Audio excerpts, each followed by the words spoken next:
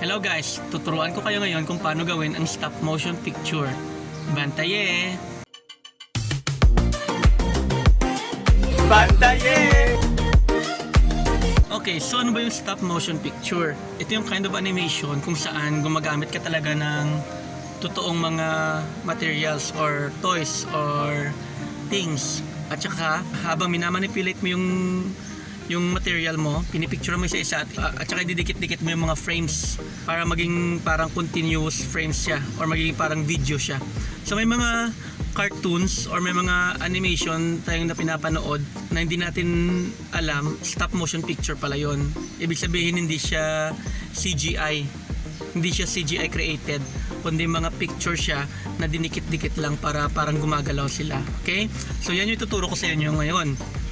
At saka gagamit tayo ng Windows Movie Maker lang. So, halos karamihan sa mga laptop natin, may Windows Movie Maker yon. Kung wala, i-type nyo na lang sa internet or sa Google yung Windows Essentials. Para pag dinownload nyo yun, magkakaroon kayo ng Windows Movie Maker. Okay? Or kung wala pa rin kayong Windows Movie Maker, pwede rin kayong gumamit ng ibang mga movie makers na nag-aalaw sa inyo na i-dikit-dikit yung mga pictures. Okay? So, let's start.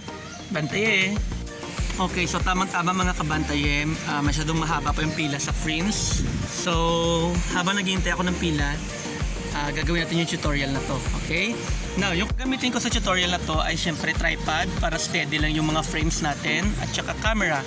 So, kung wala kayong ganitong mga camera, pwede din cellphone. No problem yun. Magaganda na rin yung mga cellphones ngayon. Okay?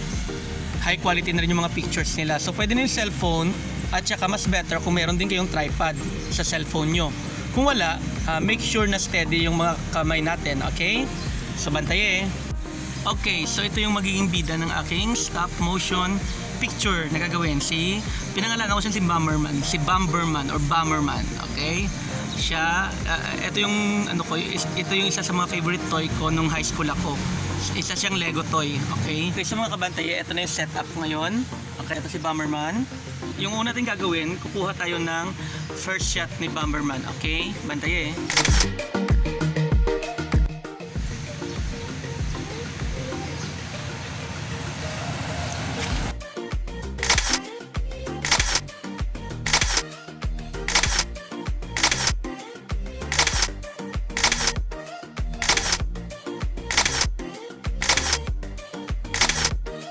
So bawat shot, gumawa ako ng maliliit na galaw ng ating character. Sa stop motion picture, patience talaga yung kailangan. Patience kasi kung gusto mo talagang maganda yung kalalabasan, bawat maliliit na details niya, pipicturean mo siya. Okay? Pero pag, yun nga, sa dami ng pictures mo, kapag pinagsama-sama na natin siya, magiging napaka-ikling video lamang siya. Okay? So ganun yun. BantaYeah!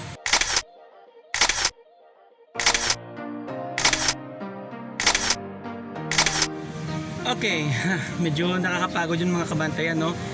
So kapag, yun nga, kung isipin mo, no, kapag isang oras yung stop motion picture mo, talagang napakadaming frames, napakadaming shots ang gagawin mo. Now, after kong mamalengke, pag uwi ko sa bahay, ilalagay natin siya sa Windows Movie Maker at tingnan natin kung ano yung magiging resulta ng ating stop motion picture. BantaYeah! One pair of pants later.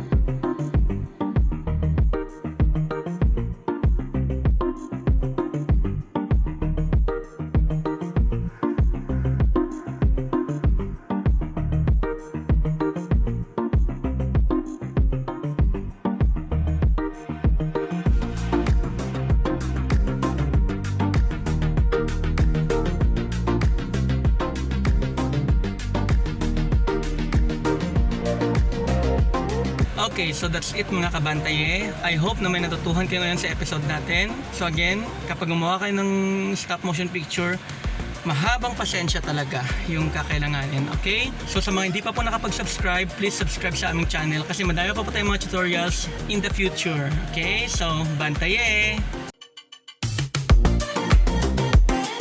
BantaYeah!